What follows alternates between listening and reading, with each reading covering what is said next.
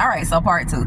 So it's not the fine lines have not been breached. So therefore, recovery from just minor things, a misunderstanding, miscommunication, just not having a good day, things of that nature, it can always be salvaged and recovered.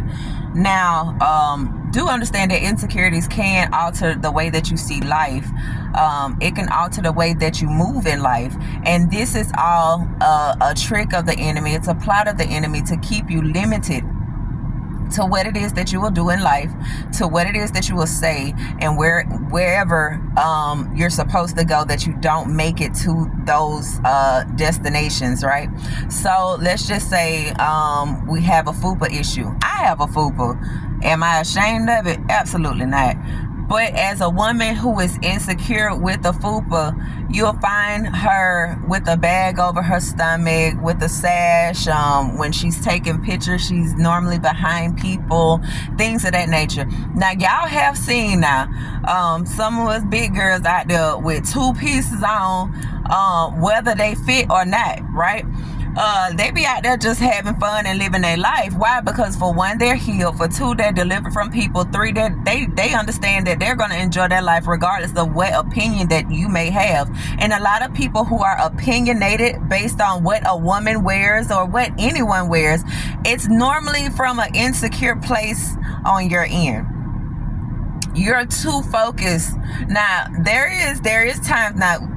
There are times where, okay, that right there is not appropriate to wear in this type of setting. That's different. But a healed person genuinely doesn't care about what the average person says concerning their attire, because that person don't make or break them, if that makes any sense. When you're walking in healing can be mistaken for arrogance. Healing can be mistaken for being uppity, right? When it's not that, it's just that you're comfortable in your position. You're comfortable in being yourself. You're comfortable in being who God has created you to be. You accept the beauty and the uniqueness of who you are, right? You can even operate. Oh, excuse me, Lord. Is this deliverance? You can even operate in so many different areas in your life, but when that insecurity comes up, it hinders you. That trauma place is where you stop growing, and you want God to shift that. You want God to change that. And if you know that you have an insecurity, I may not have touched it because there's so many things to be insecure about, right? I may not have touched yours, but if you know that you have an insecurity, I want you to, for one, look at yourself. Really look at yourself and have a conversation with you. Have a conversation with God and ask God to change these things. Now, how he may do these things, it may not feel good. It may even feel like it's not him. But trust me, it will be him. If you have the faith to believe, God will do a thing in your life that will change your life in such a great direction that when you come out of his form of recovery, there's no way in the world that you'll ever lay back down in that place, in that bed of insecurity, and live life like that. It will hinder your walk. It will hinder how you function. And that's something that I'm pretty sure that if you're one that walks in that's something that you don't want to be in anymore. Allow God to penetrate those areas that are, how to say it, that are hindering you from growing. All right, listen.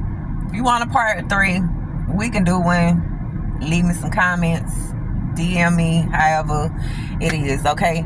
I don't want to hold up too much because this is kind of a broad spectrum, but I just wanted you to understand that insecurities can stop you from moving. It can stop you from functioning as God intended for you to function, and that's not an excuse to continue to live like that. It's not a way to live, and I really want you to come out of that. And I'm willing to speak. I'm willing to talk. I'm willing to help anyone that's for real about it now. Not nobody that plays with this, but I'm willing to help someone who's really in need of walking this thing out. I know what it feels like to have certain insecurities. I know what it feels like to have childhood trauma. I know what it feels like to live out childhood trauma. I've been there. I've done that. And trust me, you can't drink it away. You can't smoke it away. You can't sex it away. You can't use profanity to make it move. You cannot do any of that. But it takes the healing of God to bring you to that place of freedom. That's what you're longing for without really understanding that's what you're longing for. A lot of anxiety, a lot of stress, a lot of these things will go away once you allow God fully in to show you how you're supposed to walk, how you should see properly, and how you should live. I love y'all. Y'all know I'm finna promote. Don't click off. Listen, if you're being fed here, I'm still gonna go with it because this is where God is urging me. 1 Corinthians 9 and 11. It says that if I'm feeding you spiritually, what is it for you to give to me naturally? So I'm saying this not for no cash out, not for no tithing, because y'all already know I don't do the tithing.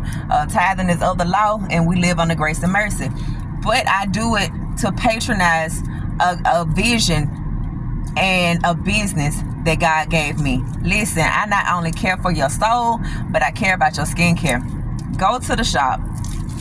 I have so many different kinds. This is lemon curd. That thing, when I say it's hidden and it smells so good, it really does. But it's not only about the smell, but it's about the functionality of what it does for your skin. What it does, how it cleanses your body in such a way. So listen, I am... so much I want to say, but I don't have a lot of time to say it. I love y'all. I genuinely love y'all. Click the link in the bio. Click the link in the bio. Click the link in the bio. Patronize my shop so that I can still come and do the things that I want to do, as always, for you. I love y'all. And as always, what I'm going to do, I'm going to see you on the next video.